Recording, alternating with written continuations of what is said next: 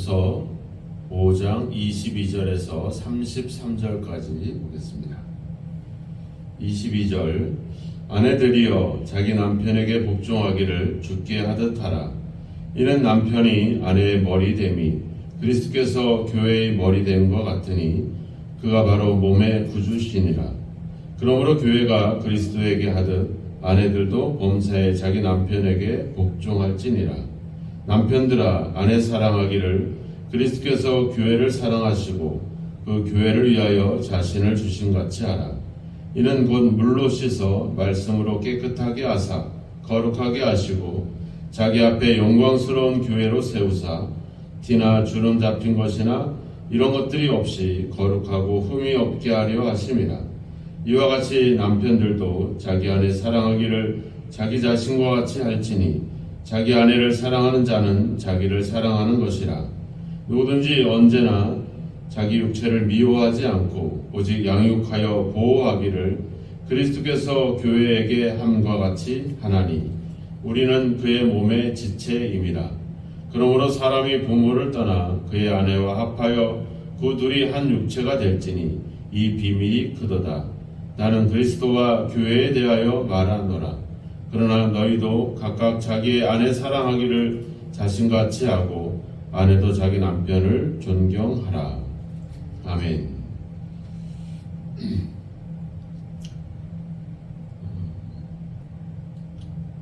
에베소서는 사도 바울이 에베소에 있는 교회들에게 보내는 편지입니다.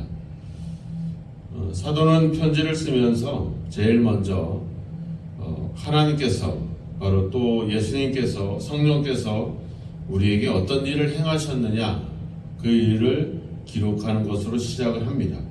그래서 성부 하나님께서는 우리를 창세전에 선택하시고 성자 예수님께서는 선택한 우리를 구원하시고 그리고 성령 하나님께서는 구원받은 우리를 인치셨다, 도장을 찍어주셨다, 보증이 되셨다 이렇게 이야기를 하고 있습니다. 우리가 하나님의 자녀가 되고 우리가 구원받은 사실을 성령께서 우리에게 그것을 보증하신다 이렇게 이야기를 합니다. 그래서 우리가 원래는 허물과 죄로 인해서 죽었던 우리가 성부, 성자, 성령의 사역을 통해서 우리가 이제 새 생명을 얻게 되었다. 그것이 바로 이제 에베소서 2장에서 하는 이야기였죠. 그리고 3장에 넘어가 보면 그런 내가 새 생명을 얻은 우리가 이제 하나님 안에서 우리가 이제 죽었던 우리가 새 생명을 얻으면서 이제 하나님으로부터 새로운 신분을 얻었다. 그래서 우리가 하나님 나라의 시민이 되었고 하나님의 건속 가족이 되었다. 그리고 이제 사도 바울이 이야기하는 거죠. 그 안에서 나는 하나님의 은혜를 입어서 이제 그 복음의 일꾼이 되었다. 자신에 대한 이야기를 하고 그리고 이제 4장에 넘어오면서 이제 하나님과 또 예수님과 성령님의 사역을 통해서 내가 그리스도의 일꾼이 되었을 뿐만 아니라 이제 너희들도 이제 그 안에서 실제적으로 어떻게 행해야 되느냐. 그래서 너희가 하나님의 그 선택받은 하나님의 부름받은 자에 합당한 삶을 살아야 된다. 이 이야기를 하셨죠. 이 4장부터의 이야기가 이제 이 5장까지 계속 연결이 되는 것입니다.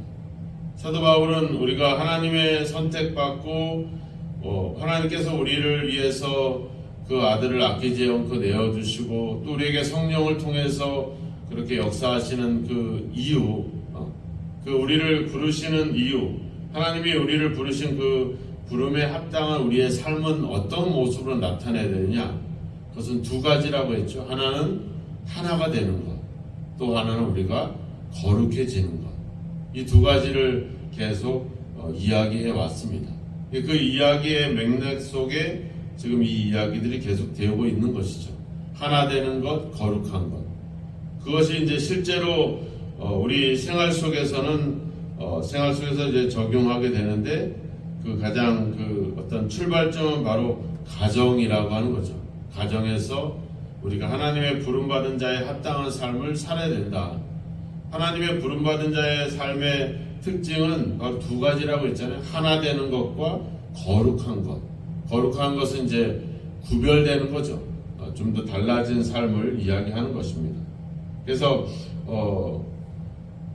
26절에도 보면 물로 씻어 말씀으로 깨끗하게 하사 거룩하게 하시고, 27절에도 가보면 거룩하고 흠이 없게 하려 하심이다. 이렇게 거룩함에 대한 이야기를 하고 있고요. 그 넘어가 보면 31절에 부모를 떠나 그 둘이 아내와 합하여 한 육체가 될 것이다. 하나가 되는 것. 이것을 가정에서부터 우리 생활 속으로 계속 연결되고 있다라고 하는 겁니다.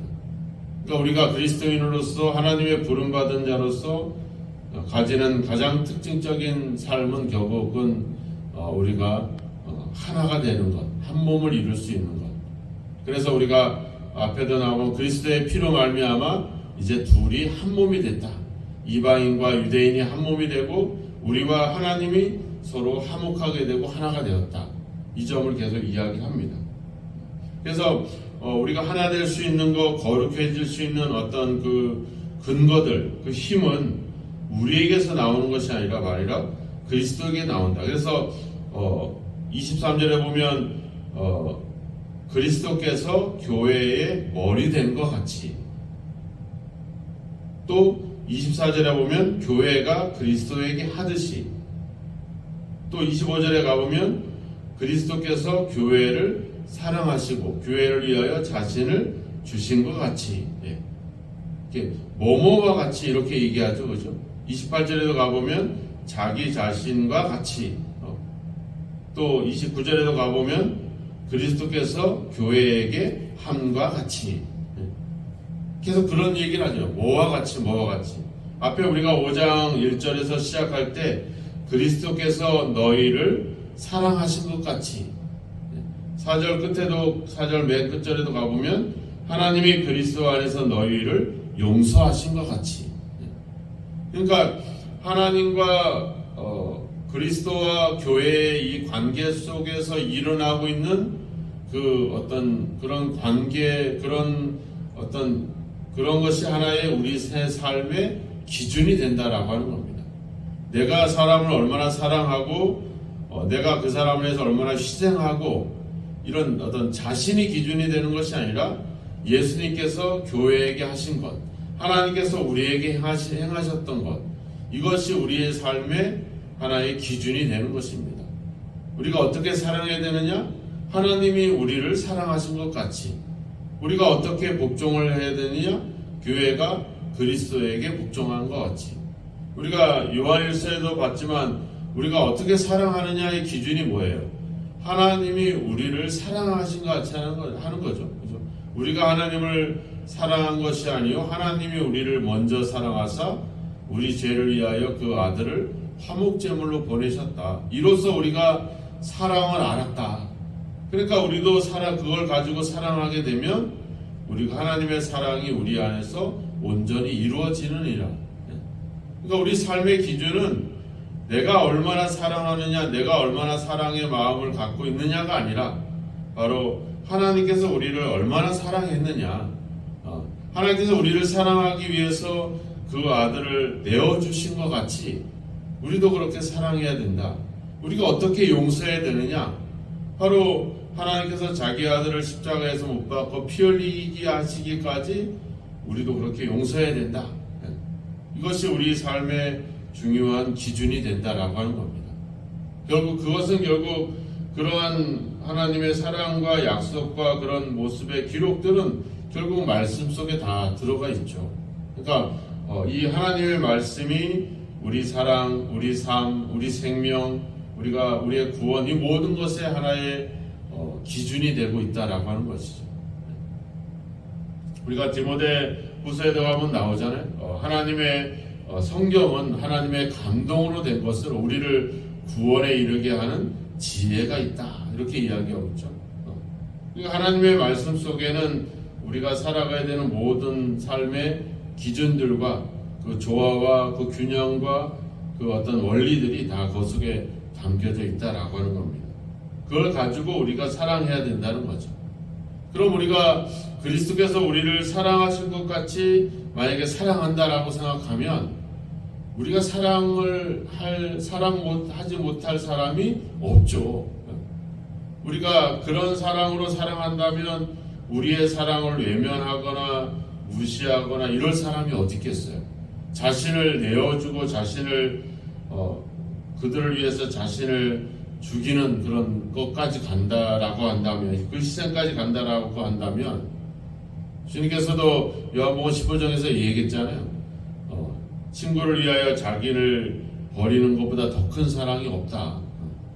자기를 내어주면서까지, 자기를 죽어가면서까지 사랑하는 그 사랑 앞에 그것을 그 앞에 엎드릴 사람이, 그 앞에 복종할 사람이 어디 있겠습니까? 누가 있겠습니까? 다 할 수밖에 없죠. 그런 어떤 사랑, 그런 마음, 그런 어떤 모습으로 우리가 삶을 살아가야 된다라고 하는 거죠. 우리가 하나님께 복종하듯이, 하나님께 사랑하듯이 그런 마음으로 일을 한다면 우리는 우리의 사회생활들은 더 어떤 놀라운 일들이 일어날 겁니다. 우리는 대부분 적당하게 하죠. 나에게 성실하긴 하지만 내가 피 흘리기까지 막 죽기까지 그렇게 하진 않잖아요. 우리가 또 받은 만큼 하게 되는 것이고, 이것이 사회의 원리입니다. 그렇지만 그리스도와 교회의 관계의 원리로 살아간다라고 하면 그 삶은 사람들 앞에 인정받고 존경받지 못할 이유가 전혀 없죠. 근데 우리의 삶의 기준이 그리스도와 교회의 관계가 아니라 사람과 사람과의 관계에서 그 삶의 어떤 원리가 출발하게 되니까 거기에는 문제가 생기죠. 거기에는 조건이 생기게 되고 거기에는 문제가 갈등이 생길 수밖에 없습니다. 그리스도와 교회의 관계들을 생각해 보면, 그래서 사도 바울이 이야기하잖아요. 32절에 나는 그리스도와 교회에 대하여 말하노라. 중요한 것은 그리스도와 우리의 관계가 중요하다라고 하는 거죠. 그렇지만 너희도 아내를 사랑하고 남편을 존경해라. 이렇게 이야기를 하고 있습니다. 그러니까 우리 삶의 기준은 일단 그리스도와 교회의 관계. 교회는 바로 나 자신을 이야기하잖아요. 몸을 이야기합니다. 주님께서도 29절에 얘기하잖아요. 육체를 미워하지 않고 오직 양육하고 보호했다. 한 몸이잖아요. 그죠? 한 몸. 그리스도는 머리고 우리는 그의 몸입니다. 분리될 수가 없어요. 차별이 있을 수가 없습니다. 자기 육체를 학대할 수가 없습니다. 자기를 학대한다라고 하는 것은 결국 자기를 학대하는 것이죠. 그래서 그리스도는 자기를 사랑하는 것 같이 그렇게 사랑했다, 이렇게 자기 몸처럼. 그래서 우리가 이웃사랑이를 자기 자신과 같이 하고 있잖아요. 한 몸이다라고 생각하면 우리가 사랑할 수 있고, 내 몸인데 내가 내 몸을 착취할 수는 없죠. 사랑하게 되죠. 근데 우리가 사람과 사람과의 관계를 보면 그 속에서는 분리가 되지만 그리스도와 교회의 관계를 생각해 보면 거기에는 한 몸이 되는 거죠. 한 몸의 관계 속에서 사랑하고 이해하고 복종하고 존경하는 것은 자연스럽게 일어날 수 있는 일들입니다. 우리의 삶의 원리는 바로 교회와 그리스도의 관계에서 비롯되는 것입니다. 우리가 앞서 하나님께서 우리를 택하시고 우리를 위해서 그 아들을 내어주시고, 그래서 우리는 그 사랑을 알게 되었고, 우리는 그 사랑, 우리를 용서하신 것 같이, 우리를 사랑하신 것 같이, 우리는 그렇게 받은 사랑대로 그렇게 하면 되는 것입니다. 그게 우리가 살아가야 되는 삶의 원리가 되는 것이죠. 하지만 세상은 그렇지 않잖아요. 우리가 앞서 이방인처럼 하지 마라. 이방인들은 뭐예요? 자기의 욕심, 자기의 유의, 자기의 탐욕, 자기의 정욕, 자기의 욕심대로 행하는 것, 그것이 바로 이방인들의 삶인 거거든요. 근데 자기가 중심이 되고 자기 유익이 우선이 됩니다. 그럼 이 기준으로 살아가게 되면 그 가정이나 그 어떤 사람과의 관계나 사회생활이나 어떤 이런 생활들이 온전할 수가 없죠. 자기 이익이 우선이 돼요. 그 속에는 결국 갈등밖에 빚어질 것이 없잖아요. 그러니까 계속해서 사람들은, 일하는 사람들은 더 달라고 하는 것이고 주는 사람은 덜 주려고 하는 것이고, 이 관계가 계속 일어나니까 그 속에는 계속 갈등이 일어날 수밖에 없죠. 우리가 우리가 노조를 만들고 노동조합을 만들지만 왜 그러겠어요? 일한 만큼 안 주니까 더 달라고 하니까, 안 주니까 힘을 모으기 위해서 노동조합을 만들고 또 사용자에게 또 그것을 요청하고, 또 세상은 법을 만들어서 또 사용자가 유리하도록 최대한 그런 어떤 원리로 계속 가고 있고, 그 속에서 싸움이 일어날 수밖에 없죠. 나라와 나라의 관계에도 하나가 되고 서로 어떤 글로벌화되는 그런 관계가 아니라 자국의 이익이 우선이 되니까 결국 전쟁이 일어나는 것이고, 계속해서 정치적인 갈등들이 일어날 수밖에 없죠. 세상의 논리는 그런 논리로 가기 때문에, 그렇지만 우리는 이방인이 아니고 우리는 하나님의 자녀들이기 때문에 세상의 논리가 아닌 하나님의 논리로 해야 된다는 거죠. 하나님의 논리는 뭐예요? 바로 그리스도와 교회의 관계죠. 자기를 내어주시고, 교회는 또 그 그리스도에게 또 그 은혜에 대한 감사를 하고 복종하고, 이 관계를 가지고 그것이 우리 가정에서, 우리 사회에서, 교회에서 그것을 적용하게 되면 거기에는 사랑이 있게 되고 서로 존경이 있게 되고 서로를 인정하게 되고, 거기에는 다툼이나 갈등이나 분열이 일어날 이유가 없죠. 근데 세상의 논리와 이방의 논리로 교회 안에, 가정에서, 사회에서 생활하게 되니까 그 속에는 끊임없이 자기의 이익과 자기의 주장을 펴게 되니까 결국엔 계속 갈등과 분열이 일어날 수밖에 없다라고 하는 겁니다. 그래서 우리는 하나님의 자녀로서 가져야 될 가장 중요한 특징은 바로 하나가 되어야 된다는 것. 그리고 서로 하나님의 뜻에 따라서, 말씀을 따라 우리가 거룩해져야 된다는 사실을, 우리는 그 사실을 기억해야 될 것입니다. 우리는 하나님의 자녀들입니다. 우리가 살아가는 것은 세상이지만 우리는 그 속에서 세상 사람들이 아닌 하나님의 자녀로 부름받고 있습니다. 우리가 해야 될 모습은 바로 그들과 구별된 모습입니다. 그들은 세상의 논리로, 인간적인 논리로, 이방인의 논리로 살아가지만 우리는 그리스도와 교회 관계 속에서 일어나고 있는 이 사랑과 은혜의 논리로 살아가는 사람들입니다. 그래서 그 삶이 달라야 되고 그 모습이 그들과는 구별돼야 된다라고 하는 것이죠. 오늘 우리가 기도하면서, 하나님, 우리가 세상에 살지만 우리의 삶이 구별된 삶이 되게 해주십시오. 사람의 논리와 세상의 논리가 아니고 이방의 논리가 아니라 그리스도와 교회의 관계를 가지고 그 신앙의 논리로 살아가게 해주십시오.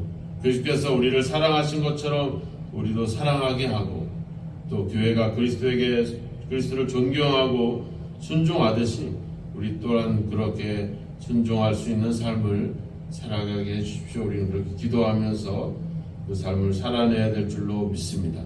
오늘 그리스도와 교회의 관계, 그 원리를 가지고 오늘도 그것을 가정에서, 직장에서 그 어떤 믿음의 원리를 가지고 살아가는 저와 여러분이 되기를 주의 이름으로 축원합니다. 기도하겠습니다. 하나님, 세상은 자신의 이익을 따라, 자신의 욕심을 따라, 아버지 주여, 자신의 정욕을 따라, 아버지 주여, 갈등과 분열 속에서 자기 이익을 추구하는 그런 아버지여 풍조 속에 살아가고 있습니다. 하나님, 우리의 생각과 우리의 삶의 원리가, 삶의 모습들이 그런 이방과 세상의 논리에 아버지 그 풍조에 휩쓸리지 않도록 오늘도 하나님의 자녀다운 삶을 살아갈 수 있는 저희들로 인도하여 주옵소서. 그리스도께서 우리를 위해서 자신을 내어주신 것 같이 우리도 그런 사랑을 행하게 하옵소서. 그리스도께서 우리를 사랑하시고 우리를 용서하신 것처럼 우리도 아버지 우리의 이웃들을 사랑하고 그들을 용서할 수 있는 그 마음을 갖게 하소서. 무엇보다도 우리 가정에서부터 그 아버지의 믿음의 원리를 가지고 살아가는 그런 아버지 변화가 일어나기를 원합니다. 아버지 부부의 관계에서 또 부모와 자녀의 관계에서 하나님 아버지 주여 우리가 아버지 그리스도께서 교회에게 하셨던 것처럼 교회가 또 그리스도에게 하는 것처럼 그 아버지 믿음의 원리가 우리 가정에서부터 바로 자리 잡게 하여 주셔서 아버지 가정이 하나가 되고 또 아버지 가정이 더욱더 거룩해지는 귀한 아버지 역사들이 아버지 열매들이 맺어질 수 있도록 주여 도와 주옵소서. 오늘도 우리로 하여금 깨어있게 하여 주셔서 이방과 세상의 논리가 아닌 아버지 그리스도의 논리를 가지고 이 믿음의 원리를 가지고 아버지 살아갈 수 있도록 우리를 성령으로 인도하시고 늘 깨어서 믿음으로 살아갈 수 있는 귀한 은혜를 더하여 주옵소서. 믿사옵고 예수님의 이름으로 기도하옵나이다. 아멘.